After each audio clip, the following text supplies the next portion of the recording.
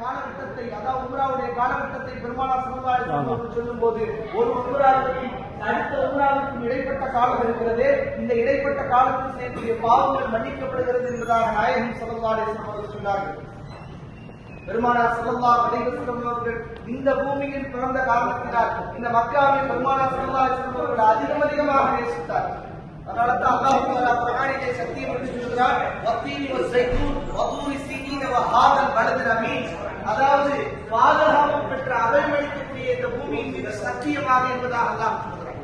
அல்லாஹ் எந்தெந்த விஷயத்திலெல்லாம் சத்தியம் ஏற்றுக் கொள்கிறானோ அதுவெல்லாம் சிறப்பிற்குரிய ஒரு விஷயமாக இருக்கும். அது ஜைத்தூனாக இருக்கட்டும், ஒரு எண்ணெயாக இருக்கட்டும், காலங்களாக இருக்கட்டும், பல அஸ்ர் காலத்தின் மீது சத்தியமாக, வஷம்சி சூரியன் மீது சத்தியமாக, அது சுழறக்கூடிய அந்த கமரின் மீது சத்தியமாக என்பதாக எதெல்லாம் அல்லாஹ் தஆலா சத்தியம் ஏற்றிருக்கிறானோ அதுவெல்லாம் அல்லாஹ்விடத்திலே மிக உயர்ந்த கண்ணியமாயிருந்ததாக இருக்கிறது.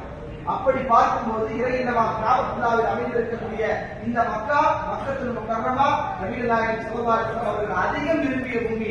ஏனென்று சொன்னால் இந்த மக்காவை விட்டு பெருமானார் ஸல்லல்லாஹு அலைஹி வஸல்லம் அவர்கள் மதீனாவுக்கு போகும்போது திரும்பி திரும்பி பார்த்து போனார்கள். ஏன் இந்த மக்காவை பெருமானார் ஸல்லல்லாஹு அலைஹி வஸல்லம் அவர்கள் அதிகமாக நேசித்தார்கள்?